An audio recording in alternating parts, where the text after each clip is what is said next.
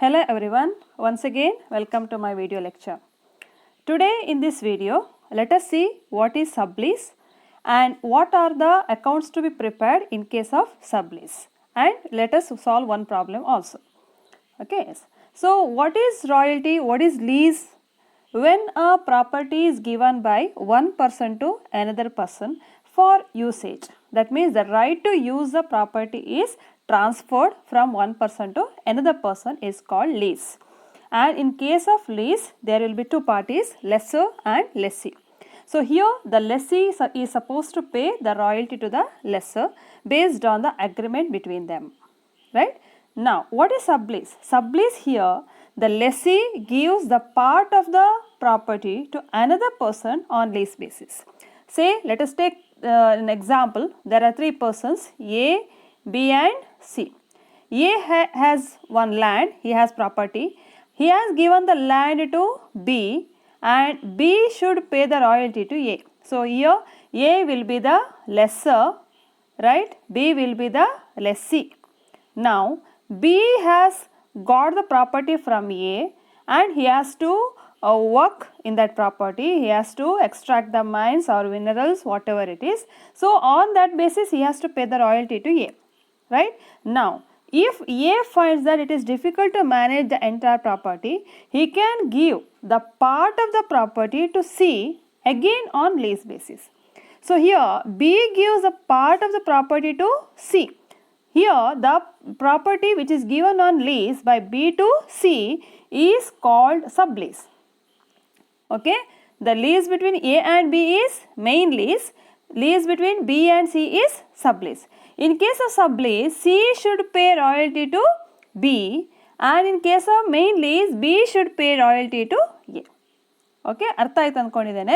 ಇಲ್ಲಿ ಏನಂತ ಹೇಳಿದರೆ ಸಬ್ಲೀಸ್ ಅಂತ ಹೇಳಿದರೆ ಒಂದು ಪ್ರಾಪರ್ಟಿ, ಲೆಸ್ಸಿ ಏನು ಪ್ರಾಪರ್ಟಿಯನ್ನು ತಗೊಂಡಿರ್ತಾನ ಲೀಸ್ ಮಾಡಲಿಕ್ಕೆ, ವರ್ಕ್ ಮಾಡಲಿಕ್ಕೆ, ಆ ಪ್ರಾಪರ್ಟಿಯ ಒಂದು ಭಾಗವನ್ನು, ಒಂದು ಪಾರ್ಟನ್ನು ಇನ್ನೊಂದು ಪಾರ್ಟಿಗೆ ಲೀಸಿಗೆ ಕೊಡುವಂಥದ್ದು. ಓಕೆ, ಈಗ ಫಾರ್ ಎಕ್ಸಾಂಪಲ್ ಒಂದು ದೊಡ್ಡ ಹೋಟೆಲನ್ನು ಲೀಸಿಗೆ ತಗೊಂಡಿದ್ದೇವೆ ಅಂತ ಇಟ್ಕೊಳ್ಳುವ. ಆ ಹೋಟೆಲಲ್ಲಿ ಯಾವುದೊಂದು ಪರ್ಟಿಕ್ಯುಲರ್ ಕ್ಯಾಂಟೀನ್ ಅಥವಾ ಒಂದು ಸೆಕ್ಷನನ್ನು ಇನ್ನೊಂದು ಪಾರ್ಟಿಗೆ ಲೀಸಿಗೆ ಕೊಡ್ಬೋದು. So it is called a sublease, right? Okay, so ಸಬ್ಲೀಸಲ್ಲಿ ಏನು ಯಾವ ರಾಯಲ್ಟಿ ಕೊಡಬೇಕು, ಆ ಪಾರ್ಟಿ ಏನಿರುತ್ತೆ ಥರ್ಡ್ ಪರ್ಸನ್ ಸಬ್ಲೆಸ್ಸಿ ಅಂತ ಹೇಳ್ತೇವೆ. ಸೊ ಇಲ್ಲಿ ಪಾರ್ಟೀಸ್ ಯಾರೆಲ್ಲ ಇದ್ದಾರೆ, who are the parties involved in this?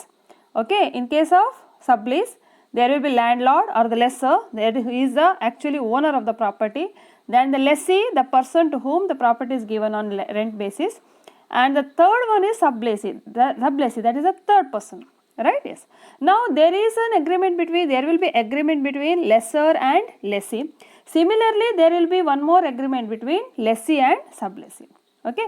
Usually, lessee charges more royalty to the to sublessee because he has to make profit, because whatever amount he receives, out of that some part he has to give to the landlord. That's why he charges usually more royalty. Okay. Now let us see what are the accounts to be prepared. So ನೀವು royalty accounts main lease ಕಲ್ತಿದ್ದೀರಿ. ಆ main ಲೀಸಲ್ಲಿ 4 account usual ಆಗಿ ಮಾಡ್ತಾ ಇದ್ವಿ ನಾವು. ಯಾವುದು? Minimum rent account, royalty account, short working account ಮತ್ತು lessor's account, landlord account ಅಲ್ವಾ. ಇಲ್ಲಿಯೂ 4+4 8 accounts we have to prepare. How it is 8 accounts? ಯಾಕೆ 8 ಅಂತ ಹೇಳಿದರೆ ಇಲ್ಲಿ it here because the reason is that there will be 2 agreements ಅಲ್ವಾ. 2 agreement ಇದೆ. A B ನಡುವೆ ಒಂದು 4 ಸೆಟ್ ಆಫ್ ಅಕೌಂಟ್ಸ್, ಬಿ ಮತ್ತು ಸಿ ನಡುವೆ 4 ಸೆಟ್ ಆಫ್ ಅಕೌಂಟ್ಸ್. ಸೊ ಇಲ್ಲಿ ಕನ್ಫ್ಯೂಷನ್ ಆಗ್ತದೆ. We have to prepare royalty account wise, we have to prepare short working account wise, correct no? Yes. ಆಗ ನಾವೇನು ಮಾಡ್ತೀವಿ, ಸೇ ದ್ಯಾಟ್ ಈಗ ಬಿ ಎಗೆ ಕೊಡಲಿಕ್ಕಿರುವ royalty always in the problem they as the accounts in the books of B. ಯಾರ ಬುಕ್ಸಲ್ಲಿ accounts ಕೇಳ್ತಾರೆ? B ಅಂತ ಹೇಳಿದರೆ ಯಾರಿಲ್ಲಿ? Lessee. So lessee, you think that you are the lessee, you are the middle person. There will be 2 persons in a contact with you. That is, one is a lessor from whom you have taken the land, and there is sublessee to whom you have given the part of the land property, correct no? So ಲೆಸ್ಸರಿಗೆ ಸಂಬಂಧಪಟ್ಟ ಹಾಗೆ ನೀವು 4 account ಮಾಡಬೇಕಾಗತ್ತೆ lessee ಆಗಿದ್ದುಕೊಂಡು. ಯಾವುದೆಲ್ಲ ನೀವು royalty ಕೊಡಬೇಕು, minimum rent ಇದ್ದರೆ minimum rent ಕೊಡಬೇಕು. So minimum rent payable account, royalty payable account, ಕರೆಕ್ಟಾ? ಆಮೇಲೆ ಪಾರ್ಟಿ ಯಾರ ಜೊತೆಗೆ ಕಾಂಟ್ಯಾಕ್ಟ್ ಇರುವಂತೆ lessor's account you have to prepare. Similarly you have to prepare short working account. Short working account ಇಲ್ಲಿ ನೀವು recoverable account ಅಂತ ಹೇಳ್ತೀವಿ. Similarly, in connection with the sublessee, again 4 set of accounts. One is you have to receive the royalty or minimum rent account, receivable account or royalty receivable account.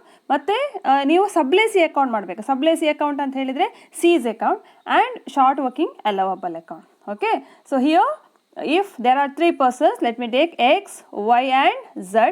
We prepare the accounts in the books of Y. What all accounts Y prepares? He prepares X account and Z's account. X is lessor, Z is sublessee. He prepares royalty payable account, royalty receivable account or minimum rent payable account, minimum rent receivable account and short working recoverable account, short working allowable account. Like this he prepares 8 accounts, and in the problem minimum rent account is not asked. We need not prepare a minimum rent account.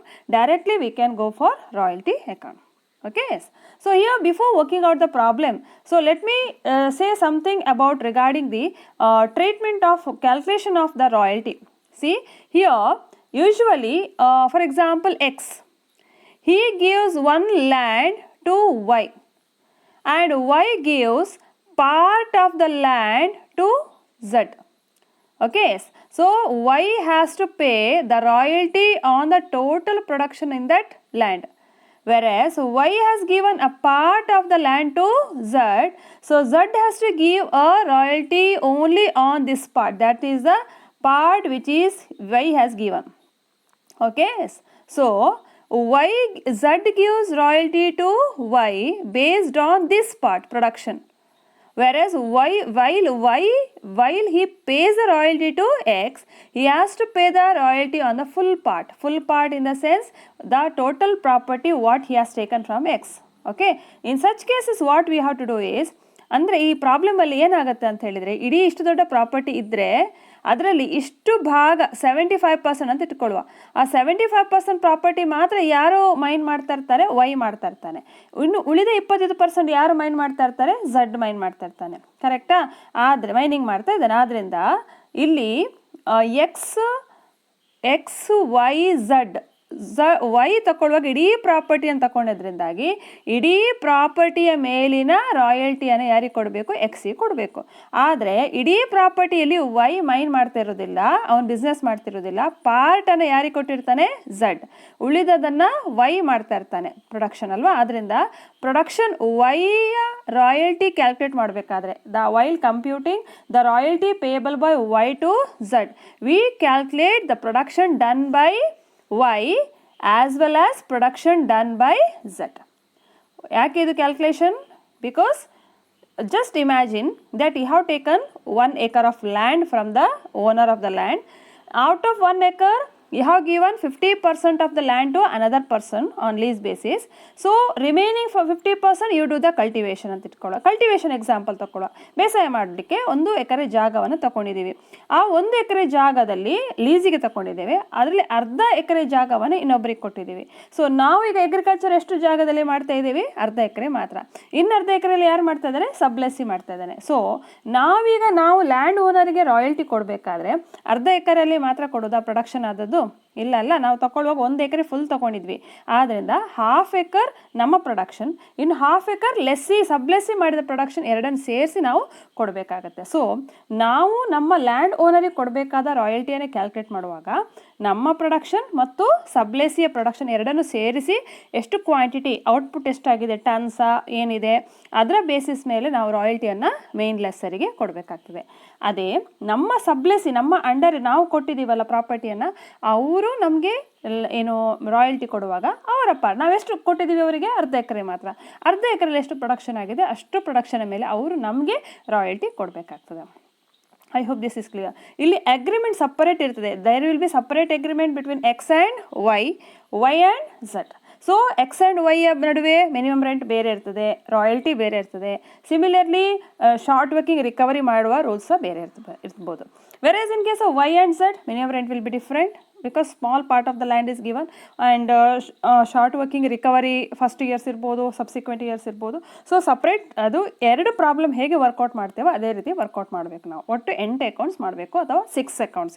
ಯಾವಾಗ 6 accounts minimum rent account ಇಲ್ಲ ಅಂತ ಹೇಳಿದರೆ we prepare 6 accounts, 3 + 3. Okay.